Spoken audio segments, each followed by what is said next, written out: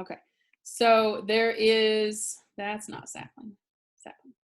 Right, the 4.7 guided learning, it's not that many questions, but a lot of people are getting hung up on the, is it fencing? It's the cost of something. I think it's the cost for fencing. Yeah, with the fancy fence in the front and the cheaper fence around the back. A lot of people are getting caught up with the way that you answer. So I think for the length of fence that you buy, it asks you to round to 4 decimal places, and you have to make sure that you get up, please.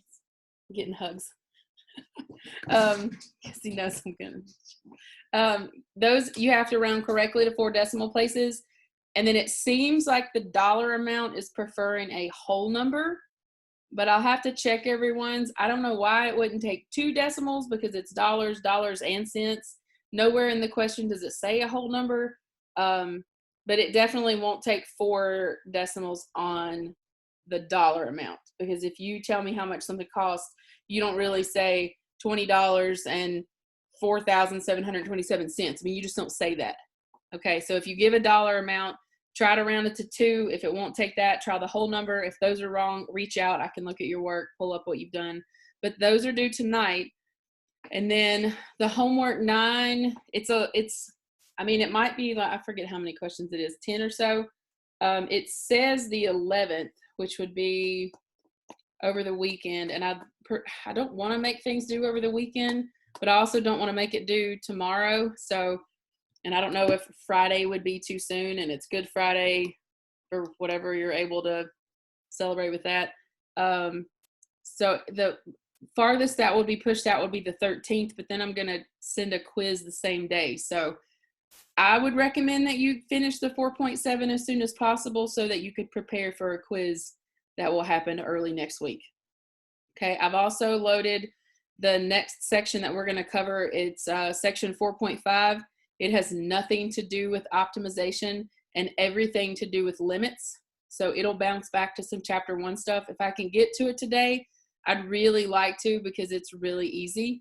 And for most people, it's their favorite thing about chapter 4. So I'll see if you have any more optimization questions, but at some point I would like to start a discussion on section 4.5. It's called L'Hopital's rule. So I guess we started a distance question yesterday, which is the example that I'd like to pick up from. So I thought I could do a couple more with setups with you and then see if you have questions, because I'm not trying to use class to do your homework questions for you. That's what office hours and email and math lab and tutoring are for, not for me to spend 20 minutes doing your homework question for you. So we can keep going with the distance question unless somebody has like a burning need to know right this second. Anything? Looking.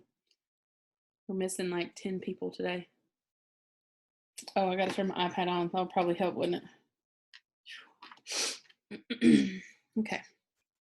I don't see any questions from anybody. And if you're talking, you're muted and I can't hear you. And I'd like to hope that you hear me, because nobody's saying anything. Okay. So this question that, I mean, hopefully you can understand the scenario. You've got a curve, you've got a point, and you'd like to find the shortest distance from that point to that curve. Or you'd like to find, this one says find the coordinates of the point that would be the shortest to it.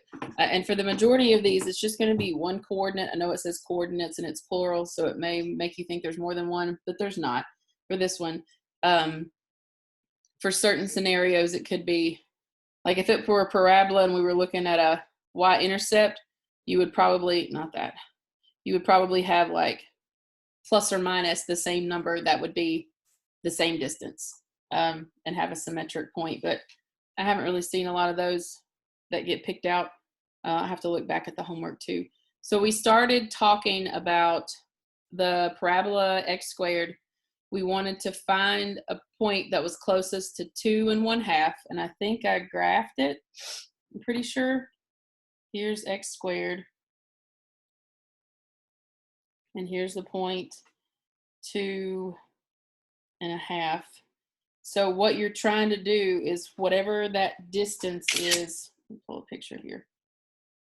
This will work today. Here's your point.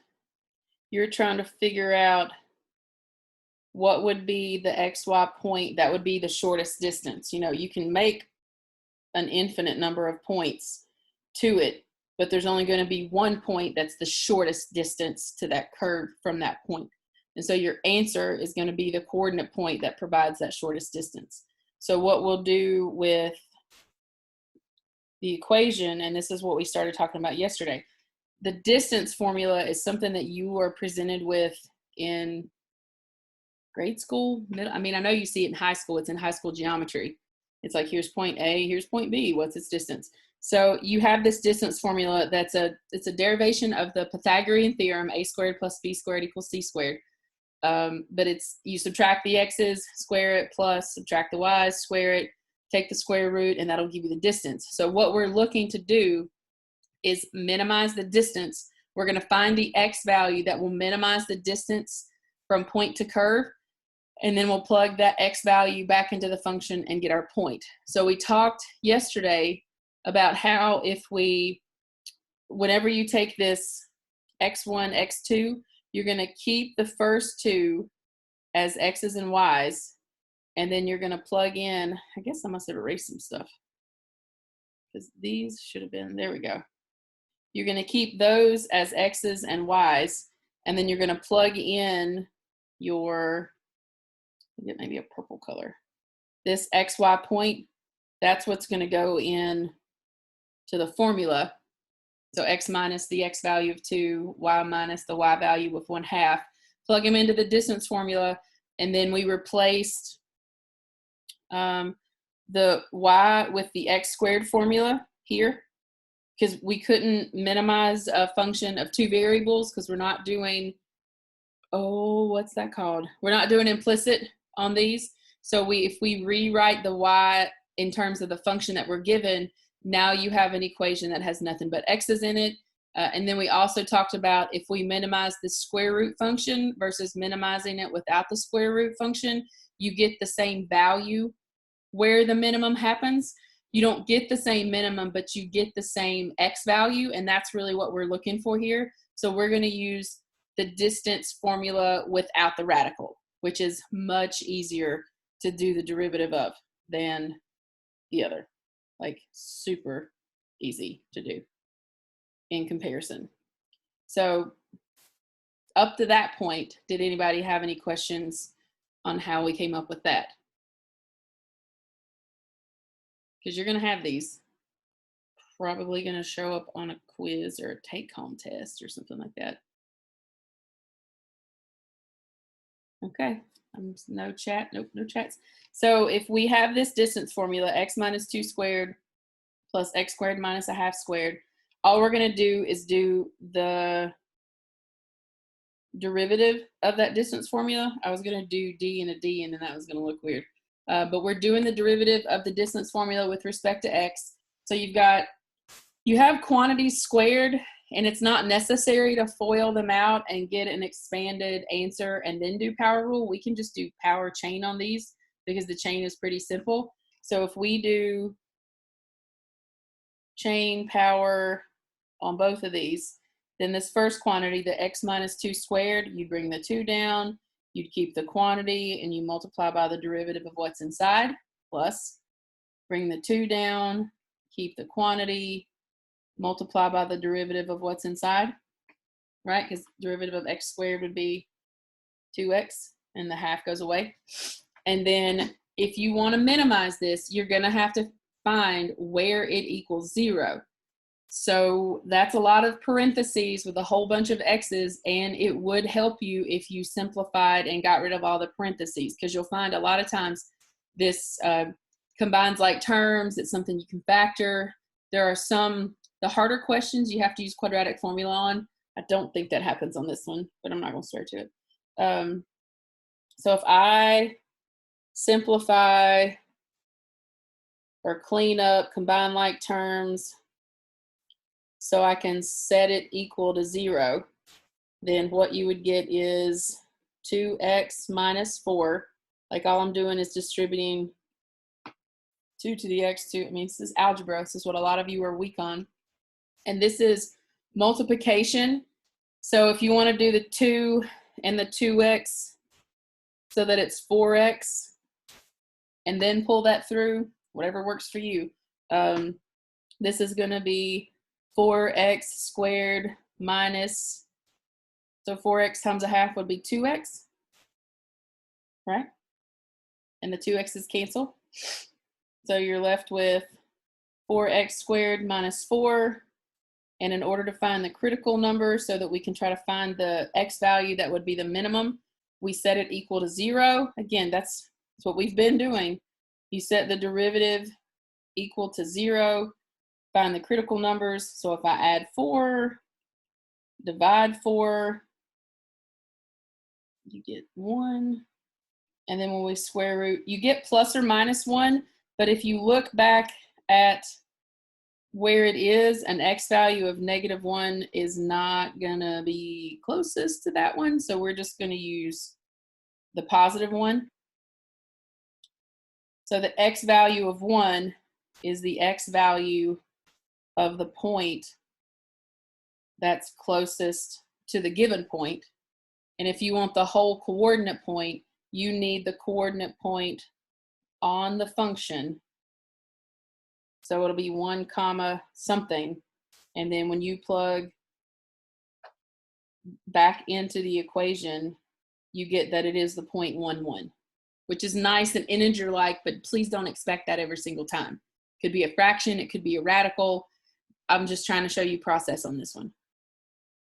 So if you, again, if we go back to the graph, which I'll give you, if you're taking notes as we go, I'll leave it there for another second. If we do the curve and the point we were interested in and then graph the 0.11, that point is going to represent the shortest distance from the point to the curve. So here's our 0.2 half.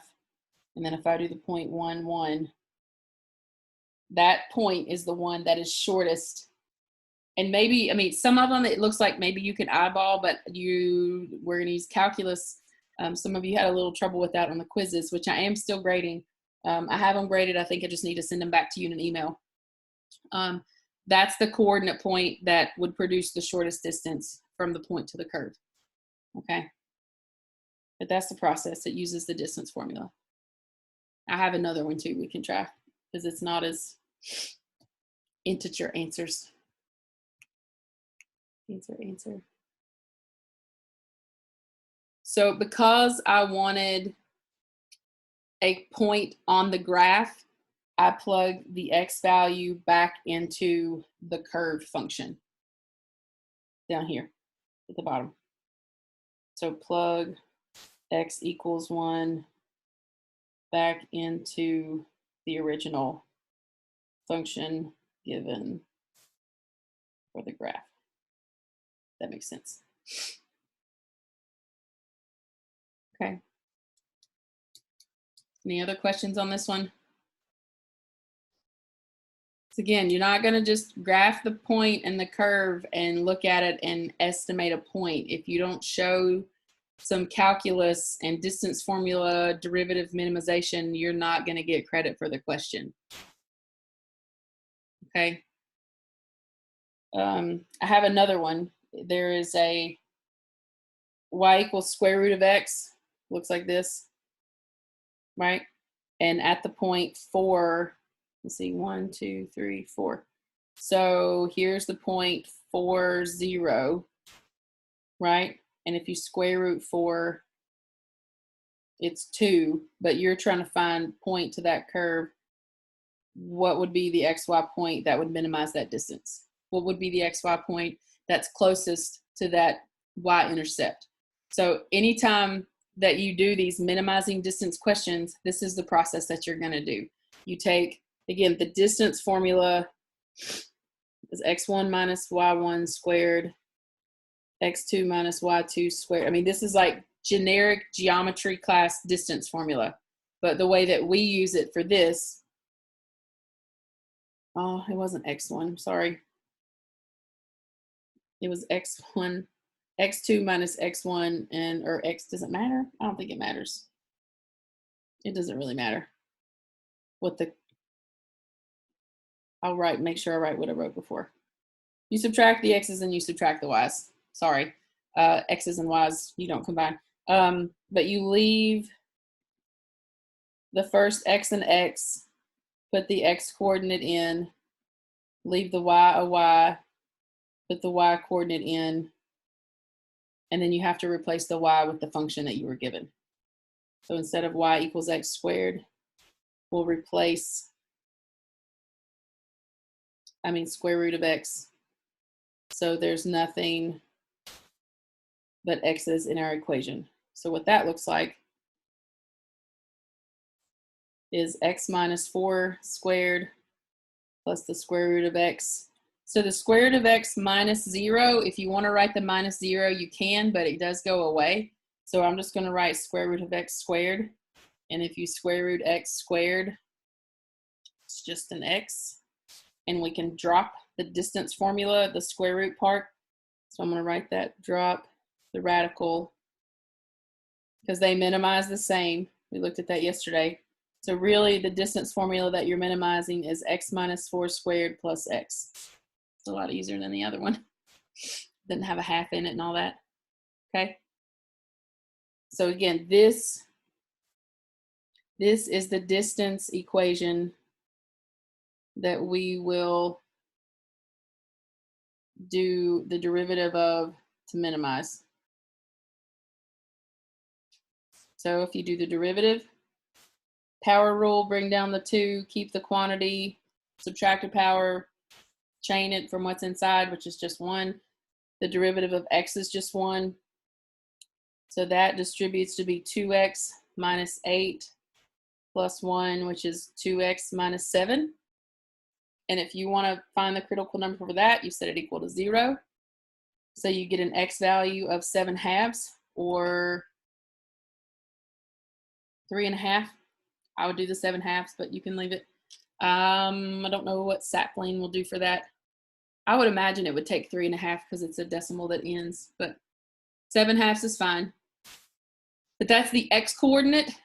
That's the closest to that point, and then you have to find the matching coordinates of the point. So the x value is 7/2. How would you find the y coordinate that goes with it?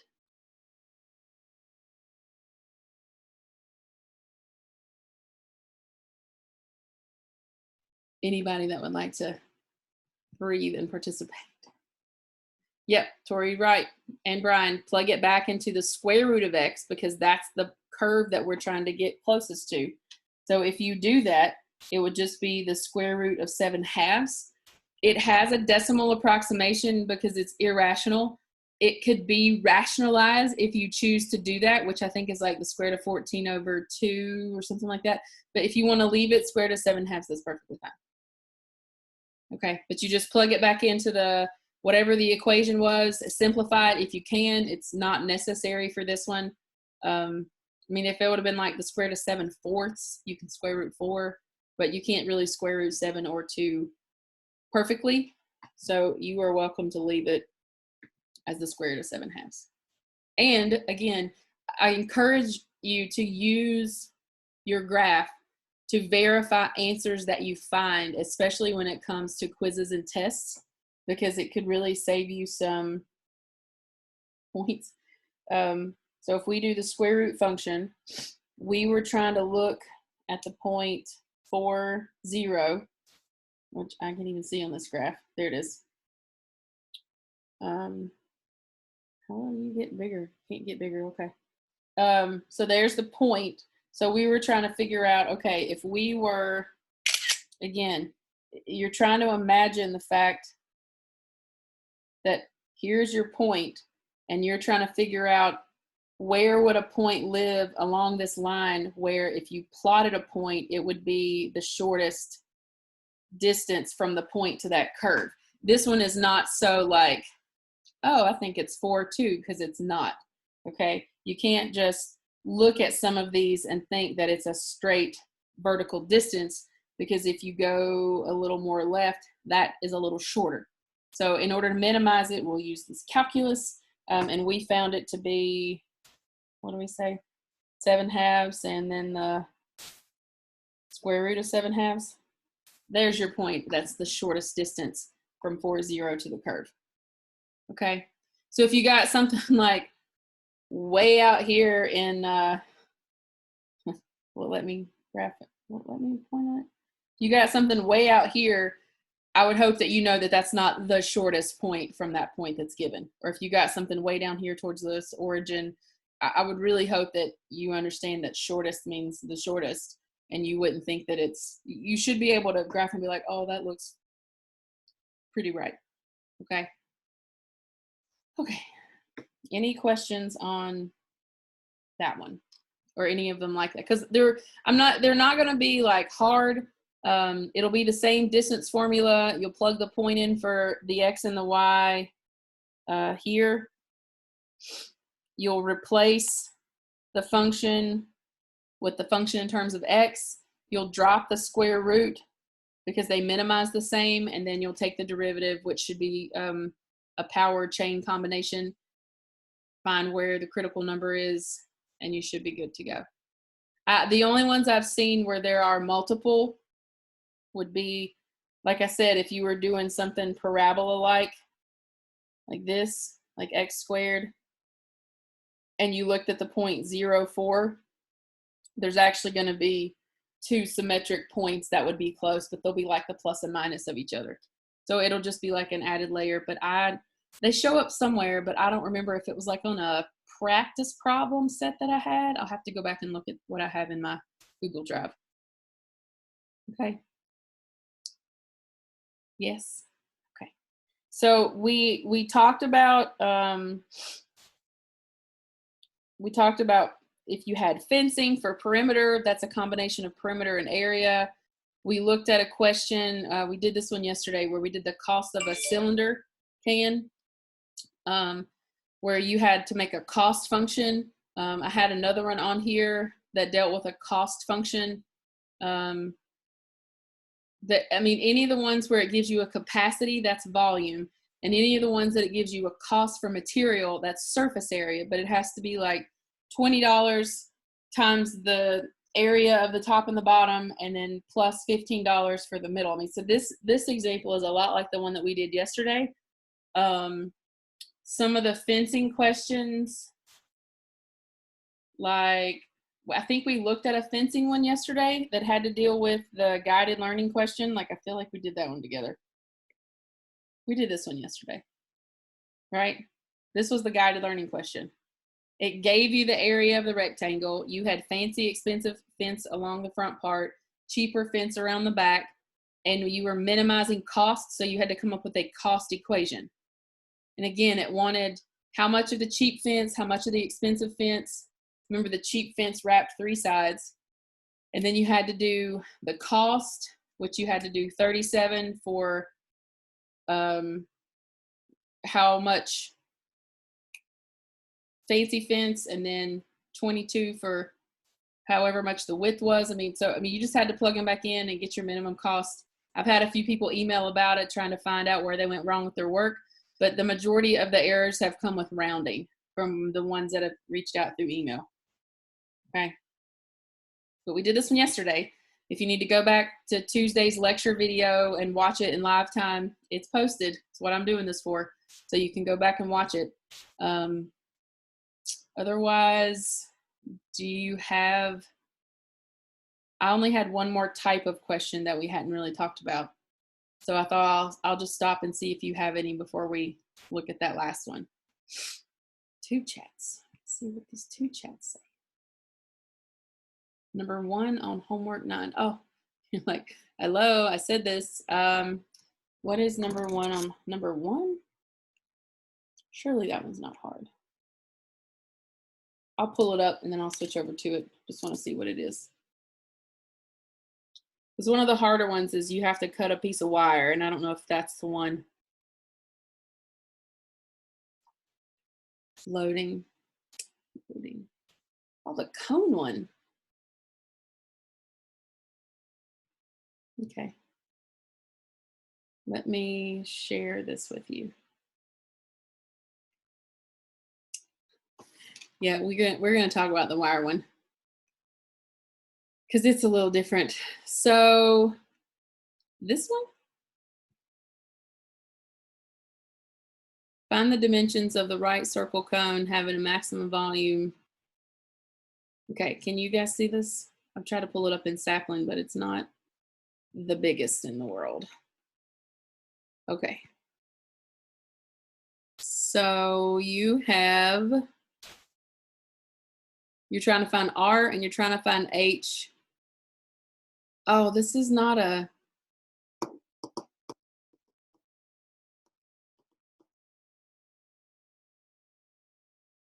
oh, I guess you're maximizing volume. Okay. So you need to know volume of a cone. I think it's 1/3 pi r square H, but I have to look that guy up because it's been a minute since I've done some R. I'm gonna draw this on my iPad and then come back to it. Here's angle. It tells you that well, on my example, A is 8 foot. Maybe yours is different. You're trying to find R and H that maximizes, I forgot this one was on here, I'll be honest. But it's the first question on the homework set. So let me go back to my iPad. I'm pretty sure that the volume formula of a cone is 1/3 that of a cylinder. But like I said, it's been a minute since I've done cones. So we can just look that up real quick on the Google. And no, you do not have to memorize formulas. You are welcome to use formula sheets and however you need to do that, that's perfectly fine. Volume of a right circular cone is, why are you not loading? Because you're being slow? Yeah, it's 1/3 pi r square H, okay. 1/3 pi r square H, okay. So this is what we're trying to maximize. All right, so here's the picture from the homework question. You're trying to find the radius and the height that maximizes volume, and all you have is that slant height is 8. That's really all you have, huh? That's great. Because guess what we have to do? I don't think it gives you anything else, right? So you need, you can't really find R and H just yet, but if you did want to find them, do you know what you would have to do to find R and H together? Oh, go away, Charlotte, North Carolina. No, sorry. So you have a right triangle and you have the hypotenuse. Oh, this is such a fun one. This is going to involve some Pythagorean theorem. Ready? Well, you could do trig, but then that might make the derivative weird. I don't think I've done this one before with trig. I think I've done this one before with the fact that h squared plus r squared will equal a squared, because that's the relationship that you have between the radius and the height and a. Otherwise, you'd be finding, it would be trig. I might take an office hour time or some in my free time and run it with a trig ratio, like a sine or a cosine, and see what happens. I've never used it for that. So Brianne, if you want to try some trig, or anybody that wants to, you can, but I'm going to go Pythagorean theorem route, because the problem with this volume formula here, pi is a number and there's an R and there's an H, and I can't have two variables because I'm trying to do the derivative. So I have to get rid of one or the other. And I don't know that one would be easier to get rid of than the other. I really wish I'd have looked at this problem before today, but that's okay. H squared plus R squared equals 64. So you can either do R squared equals 64 minus H squared, or you can do H squared equals, you can solve for either one, I feel.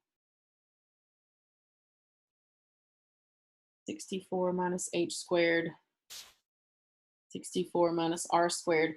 But if you were given those options, do you see which one would be nicer to go with based on the way this is laid out in formula?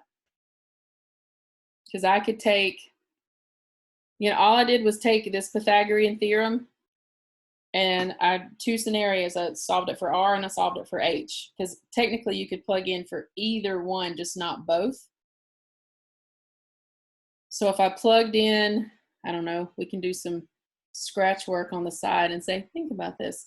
If you did the R, then you're looking at 1/3 pi with square root of 64 minus h squared squared versus 1/3 pi r squared times that. And one of those is significantly easier than the other to take the derivative of. Do you see why? If I didn't lose you when we started talking about a cone. You can replace either because we have the setup for it, but one is significantly algebraically easier to derive, take the derivative of than the other. If you go with second route, that's a product rule, and one of the products has a square root, which is a power, and a chain, and I'm going to say that's not the easier one since nobody's really replying. If you go with the top one, you get 1/3 pi. If you square a square root, it goes away. And then you can multiply that out and make it a nice power function. Okay, that would end up being what, 1/3 pi 64h with an h cubed, and then I really don't want to multiply today. 64. Come on, calculator. Give me some solar. Oh, of course not. So 64/3 with a pi h, and then a 1/3 with a pi. I mean, that is going to be significantly easier to do a derivative of. I know you may disagree, but I promise you that's easier to take the derivative of than this mess would have been. Because now it's like power rule, right? B prime. 64 cubed pi is a coefficient on an h. H is a power of 1. So the derivative is just 64/3 pi. Power rule on a cube, bring down the 3 times 1/3, h squared. I think you can give please tell me you can give decimals on this. No, it says symbolic or fractions is needed. I don't think you have to really simplify. But you can add over the pi h squared and then divide the pi, which makes the pi's go away, and square root. I think it's like the square root of 8/3 is what you end up getting for this one. Right? If you add this guy over. So you get 64/3 with a pi h squared. The pi is divided away. If you square root, yeah, it's like 8 over the square root of 3. That's what it showed in Sapling too. For the, what is this, height? How I found the derivative. Okay, so did you follow up to, this is the function. That's the function simplified. Brianna has asked about how we found the actual derivative. So the 64/3 pi with an h and the 1/3 pi with an h cubed, that's the original volume function in terms of height. Okay, so then you're looking at doing power rule on this front part. Is just a coefficient, like a 4h, the derivative would be 4. 17h, the derivative would be 17. So 64/3 of a pi is just a coefficient. And then the same thing with the 1/3 pi h cubed. Oh, wrong color. You have a coefficient with an h cubed, so you bring the 3 down, subtract a power, 1/3 and 3 make 1. Algebra. I can't stress it enough. How did I get this as the answer, Tori? So this was height. So we did, from here on the derivative, I set it equal to 0. I added this term over, pi h squared. I divided the pi away, which canceled it. And then to get rid of the square, I just square rooted. And when you square root 64, it's exactly 8. When you square root 3, you can just leave it as square root of 3. You don't have to rationalize it. And I think you have to give it as a radical answer. I don't think you can give decimals for the question on this one, because the directions say use symbolic notation and fractions where needed. It would tell you if you wanted to do the other. So Pythagorean theorem was the approach on this one. I'll try to run it with some trig, but I can't swear, because then it'll be a product rule with a trig function, and I don't know, maybe it's easier. I've never run this one with a trig function, but you can definitely do it with Pythagorean theorem. And it's question number 1 on your homework. So start your homework for those half of you that haven't, over half of you that haven't. I'm gonna say that till you take your exam. You're gonna take your next math class and be like, I probably should do my homework. Miss Puckett said I should. Okay, the other one that showed up, I don't know if it's in this one or not. It is. Okay, so this one is on your homework. It also shows up, we might be able to get through it. It shows up on some take-home stuff. So it's not the hardest thing in the world, but you have to think about it. Okay, and this involves 2 shapes, and we're going to cut the wire to try to minimize and maximize area. So this is the first one that we've really seen where it asks you to do both. And this is actually the first one where it's important to discuss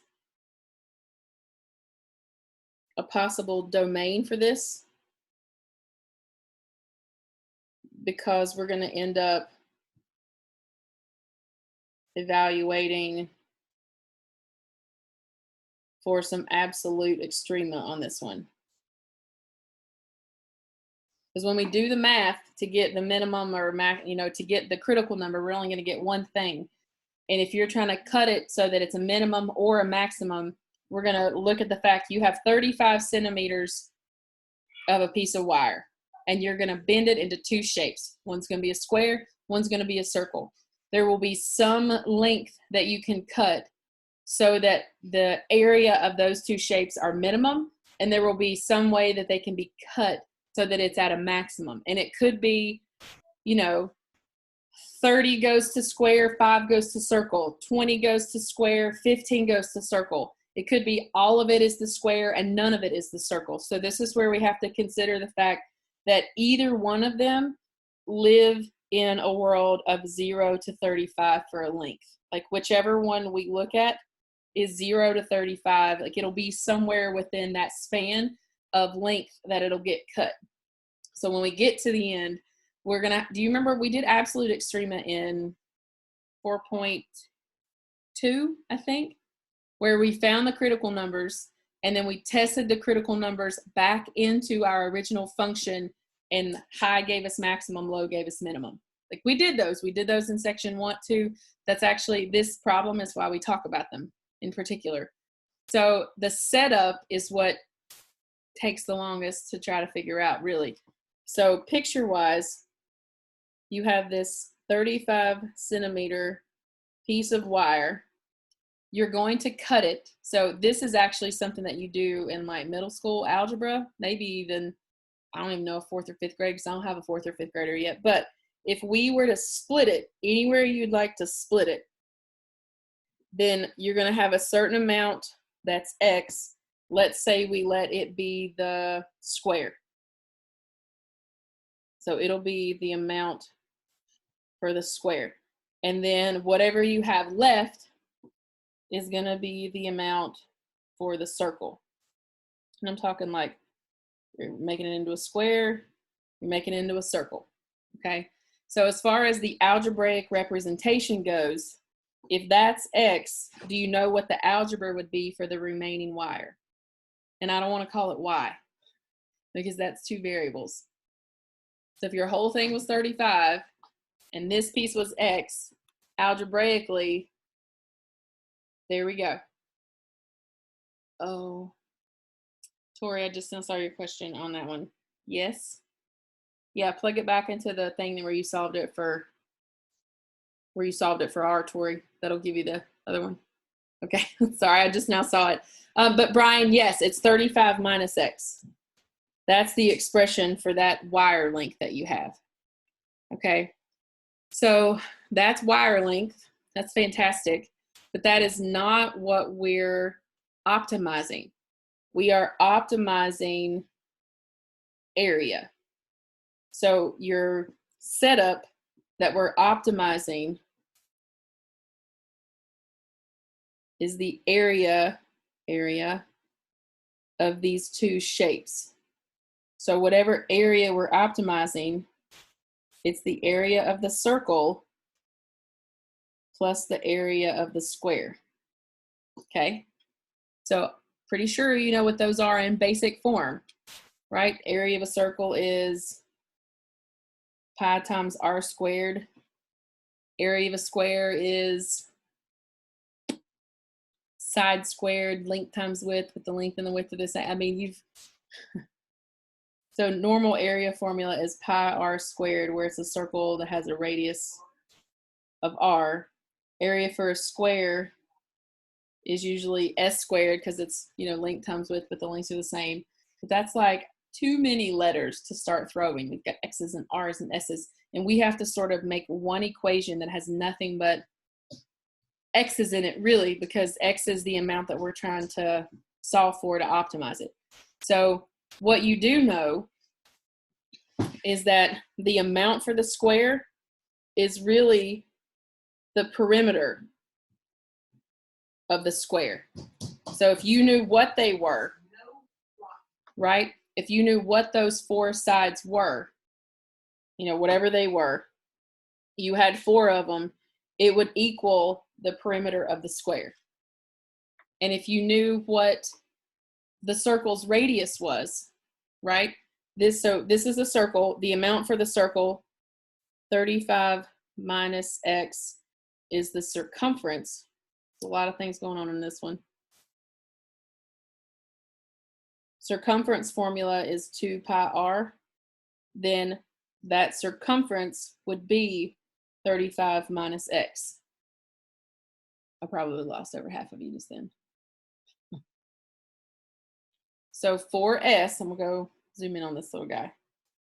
This is perimeter of a square, and the x is the length of the squares. I mean, we're basically setting perimeter equal to perimeter. It's just we're putting it in terms of a length that we don't know and a length that we have total. And the 2 pi r is the circumference of the circle, which circumference is geometry for perimeter, and the 35 minus x is the length of the circle's perimeter. I mean, so we're basically just, this is probably one of the harder ones to set up, okay? But we have a lot of x's going on. And in our formula, where we had area of a circle and area of a square, we have these, here's my highlighter, s's and r's, and if I solved for them, 4 over x and 35 minus x over 2 pi, then I could replace this s and this r with things that only had x in them. So here's what that looks like. I'm gonna write it and then you can process it because I think we're almost out of time. So you have pi times radius squared. And so if we knew, let's see, so this is 35 minus x over 2 pi squared plus s squared. Again, I'm just replacing. So s, 4 over x, r with that, And now you have a formula for area that is nothing but x's. Okay. It would be x over 4. Good catch, Brian. Let me go back and erase that because I can't divide today. So if I divide 4, yeah, sorry, x over 4. So this is x over 4. Let me re-highlight it purple. There we go. Good catch, Brian. And Brianna. Okay. So that took us how long to do that, to get that one? Now do you see why these are going to be, like, you're going to have a lot of time to do these, but you have to do them and show the work, and yeah. But that's the area formula. It has nothing but x's in it. Pi is just a number. In fact, you can clean it up and it ends up being a really nice power function derivative. But the goal will, oh, that's a purple highlighter. The goal will be, once you clean it up some, you'll do the derivative, blah, blah. You'll set it equal to 0 and you'll find an x value, and that will be a critical value for the length of the, how much will go to the square. Some will go to the square, the remainder will go to the circle, and then you'll have to consider, what if it's 0 for the square? What if it's all 35 for the square? Because one of those scenarios is going to maximize area. The minimizing of the area is usually like a combination of the two, and the maximum of the area is usually all for one, none for the other. But I don't think we have time to do that part today. Okay. And I still have not posted some of the answers for these, and I apologize. I'll try to do that here shortly, just so you can see some of the problems worked out that we may or may not have gotten to fully. Okay. But this one, I think this one and maybe some of the cost equations that are geometrical, they're some of the harder ones to set up. Okay. But the idea is pretty basic. But then once you have to make it all have the same variable, that's the ones that get a little, I mean, it's algebra. It's extremely algebraically heavy. And we did not get to L'Hopital's rule today, but it's super easy. And we're going to do it. We're going to have to, I might start it tomorrow. Just start with it and come back to optimization if we have to. But it's going to help us do limits whenever we had 0 over 0 or infinity over infinity. It's going to help us do those limits without having to do the graph or without having to algebraically manipulate. So that's what section 4.5 is going to be, but we did not, I knew we wouldn't. We didn't get to it today, but the homework's up if you feel like starting it, you want to take a stab at it. There's not a guided learning for 4.5 because it was terrible choices. So I just didn't even assign it. It's just homework, but we'll do it tomorrow. If you need to hang around and ask more optimization questions, I've got like 15 or 20 minutes. I could probably do so, but you let me know. Otherwise, email me. I'll check your work. Let me know if you have questions. But the guided learning set for 4.7 is due tonight. So if you don't, that'll just add to your guided learning grade average. Okay, but you let me know. You let me know how I can help you. And we'll meet back tomorrow, try to do some more in 4.5. Okay, like I said, if you want to hang out, I'll stop recording and we can keep talking on any of the questions that you want to look at. But I know our 50 minutes are way past, so I'll see you guys tomorrow.